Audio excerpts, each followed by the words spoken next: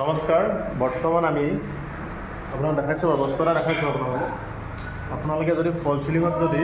light cutting কৰোঁ বুলি ভাবে ন তেতিয়া আপোনালোকে এনেকৈ চূতা মাৰি ল'ব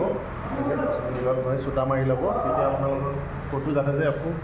খেলি মেলি নহয় আমি যেনেকৈ চূতা মাৰিছোঁ আপোনালোকে চাই ল'ব চূতা আমি এনেকৈ চূতা মাৰি লৈছোঁ চাওক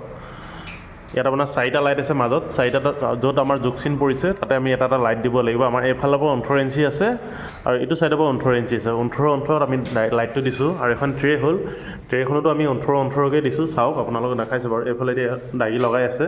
আপোনালোকে যদি ফল চিলিঙত যদি লাইট লগাম বুলি ভাবিছে ন তেতিয়া আপোনালোকে এনেকৈ চূতা মাৰি ল'ব ধুনীয়াকৈ চূতা মাৰি ধুনীয়াকৈ মেজাৰমেণ্টটো লৈ